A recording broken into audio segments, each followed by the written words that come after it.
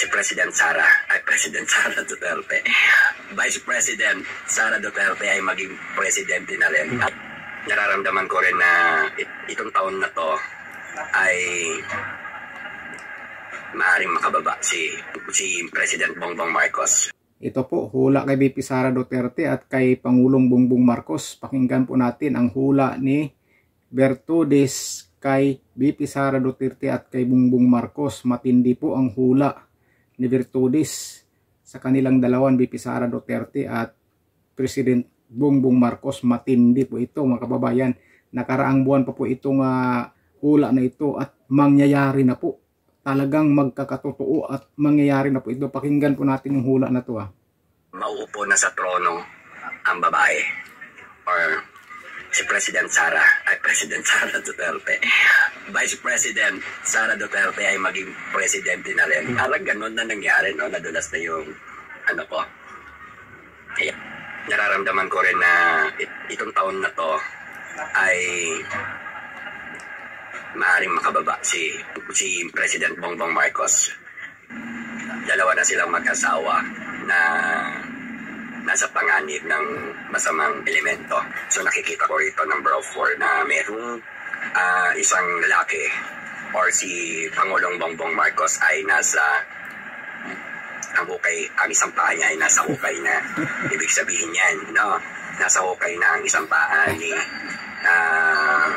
Bongbong Marcos, ni President Bongbong Marcos. I respect na why ma-analyze nyo yung mga sinasabi dito at doon sa mga nauna kong video. So ito, tingnan natin ang ating Pangulo. So ito, nasa hukay na ang isang paa. Kasi matinding panalangin at dalangin, maaari siya ay makulong or ma-impeach na. At hindi ko maintindihan kung ano ang ganon na lang ang takbo ng isipan ng mga mamayan at mga taong bayan sa pagnanais nila kay Bongbong, no? O pagnanais. Okay, number 4 na naman. Meron ditong sinasabi na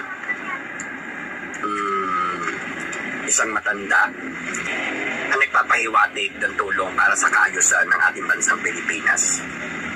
Ha? Ano na ba ang update at balita sa ating Pangulo? Yan. Okay, tanong natin, may impeach ba si Bongbong Marcos, si President Bongbong Marcos? Ngayong taon na to, tingnan natin kung may impeach nga ba. Tumitindi kasi yung bad sign sa kanya. Actually, negative. Tumitindi sa masama yung kanyang naipapakita or nakikita ng mga taong bayan kay President Bongbong Marcos. At napaglalaruan siya ng mga iba't ibang klaseng elemento sa kanyang paligid at kinokontrol siya ng mga negatibo masasamang tao na maaaring may intention, na pansariling intention at saka ambisyon and plan direction, no? Mga plano, no? So I think baka mangyari na yung impeachment kay kay President Bongbong Marcos dahil sobrang tindi na yung labanan ng evil or tinatawag natin na negatibo pa rin. Swerte niya kapag natapos niya yung turn of year niya ngayon na maaaring ma-impeach siya na mas maaga. Ayan. Dahil sa kaguluhan at kaganapan, nakikita ko rin yung parang di magandang mga nangyayari na, no? At para bang dalawa na silang mag-asawa na nasa panganib ng masamang elemento. At nararamdaman ko rin na itong taon na to ay maaaring makababa si President Bongbong Marcos. Nawa kung mapagbigyan pa siya matapos yung term niya. Pero itong taon na to, panganib na na maaaring bumaba na sa pwesto or ma-impeach si President Bongbong Marcos na siguro buwan na lang ang bibilangin o buwan na lang ang tatapusin para ma-impeach si President Bongbong Marcos. Maloka kasi masyado nang nagiging madilim o malala yung sitwasyon hanggat nakaupo siya magulo at kalaban ng mga taong bayan. So tingnan natin, naloloka ako at nalulungkot kung siya ay may impeach ngayong taon na to. Or buwan, ilang buwan na lang, maaaring may maganap na ganong impeachment. No? Nakikita ko rin yung magiging reason and the way, babae, puro babae. So,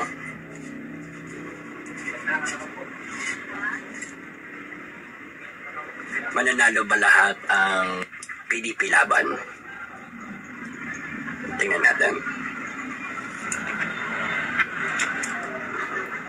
Yes, bless of Jesus na, pero mauupo na sa trono ang babae or si President Sara Duterte. Vice President Sara Duterte ay maging presidente na rin. Parang ganun na nangyari, no? Nadulas na yung ko. Ayan. No? Nahirapan man siya, pero sa mga pagsubok niya, pero mapapagtagumpayan ni Vice President Sara ang kanyang mga pagsubok. Subalit mag-iingat din si President Sara ay si Vice President Sara na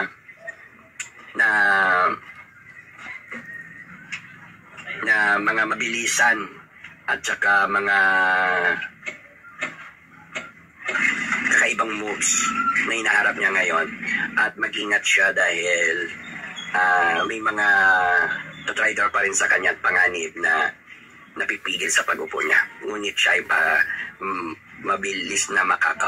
kailangan mabilis na siyang makaupo sa pagiging presidente. No?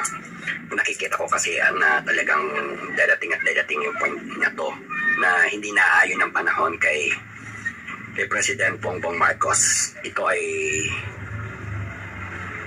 ayon talaga sa panahon ni President Sara Duterte. Kaya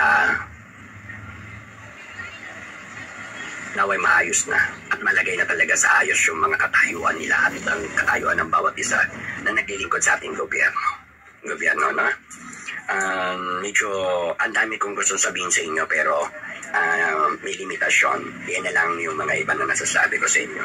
So tingnan natin, mananalo ba yung PDP laban? Yes po, mananalo po. At pera lang kung hindi sila madadaya, no? Pero nakikita ko ang pagkapanalo. Straight yan, panalo. No? At mataas ang mga rates din nila. Pasok lahat sa banga. Kaya ang suporta ng taong bayan ay buong-buo para sa PDP laban. Kaya mas naway masaayos na yan lahat din. Ano yung kaguluhan nila sa kanilang halalan. Ngunit may mga panganib akong nakikita sa mga kandidato o mga botante na susubukin sila ng mga pagkakataon din ng panahon na maudyukan sila or magkaroon din ng pagsubok o panganib sa kanilang mga personal life.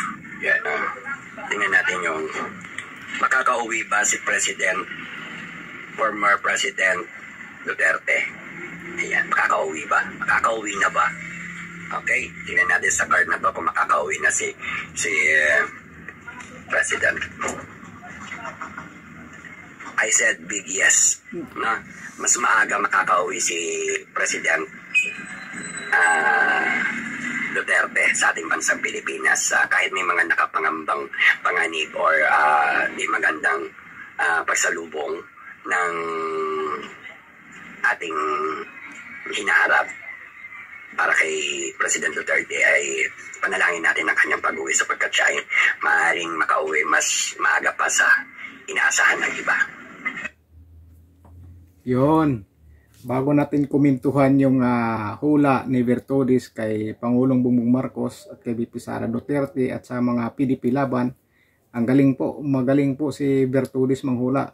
Kasi yung sinasabi niyang may impeach ngayong taon si President Bongbong Marcos, ayan na nga po, maghahain na po ng impeachment yung inaanak mismo ni President Bongbong Marcos. Inaanak po niya sa kasal, yung dalawang mag-asawa na maghahain ng impeachment complaint laban kay President Bongbong Marcos. Yung hula na yan, nakarang buwan pa po yan, nakarang buwan.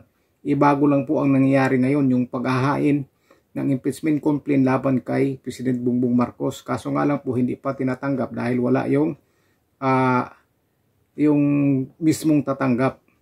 Next week po nila i-apply ulit o ihain ulit yung impeachment. Magaling po si Bertudis maghula. Kaya sinasabi niya na ma-impeach po si President Bongbong Marcos ngayong taon o ngayong mga darating na buwan. Ayan na nga po, nag-uumpisa na po. Kaya yung hula niya, magkakatotoo yan o mangyayari na po yan. At saka yung sinasabi niya na magiging Pangulo si VP Sara Duterte o mapaaga yung pagkaupo niya dahil mapaaga po ang pagkaalis ni President Bongbong Marcos, nag-uumpisa na po yan. Nag-uumpisa na po. Mag-uumpisa po yan sa eleksyon kapag nananalo ang mga kalyado ni VP Sara Duterte o kalyado ni Pangulong Rodrigo Duterte at maipasok yung impeachment. Kung uusad yan, dyan na po mag-uumpisa. Yung hula na yan, magkatotoo po yan at mangyayari po yan na sinasabi niya na mababa si President Bongbong Marcos. Mapaaga po ang pagbaba niyan. Yan na po, nag-uumpisa na po. Yung PDP laban na mananalo. Sana walang focus na mangyayari. Mananalo po yan ang PDP laban. Dahil grabe po ang suporta ng taong bayan, lalong-lalo na sa Mindanao. Mindanao pa lang, OFW pa lang. Grabe na po ang suporta. Pero dito sa Luzon, mga 50-50 yan sila. Pero at least ang Mindanao, Visayas, at ang mga OFW, sigurado na po yan PDP laban. Lalong-lalo na po sa mga OFW. Kaya yung hula na yan, at saka yung hula na yan, mangyayari na po yan, magkatotoo po yan. At saka yung hula niya tungkol kay Pangulong Rodrigo Duterte na makakauwi o makakauwi ng mas maaga, magkatotoo din po yan, mangyayari po yan. Mangyayari po yan. Magaling na manghula si Bertudis. Bertudis, the third eye, magaling po. Dahil hinuhulaan ko rin po yan sa tarot card ko. Ganon din po, halos ganon din po. Ang hula ko na maagang makakauwi si Pangulong Rodrigo Duterte, hindi pa abot ng September makakauwi po siya. Ayon po doon sa tarot card na nababasa ko. Sabi po, maganda po yung hula niya. Mangyayari po yan. Nag-uumpisa na po. Kasi yung hula na yan, nakarambuan pa po yan. Yung paghahain ng impeachment, bago lang po.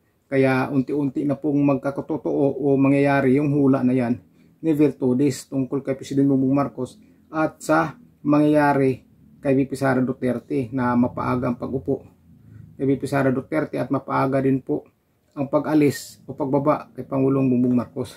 At saka si Pangulong Rodrigo Duterte ay makakauwi na po. Ang PDP laban ay mananalo. Pero dapat samahan po ng dasal po yan para magkatotoo po ang lahat ng iyan.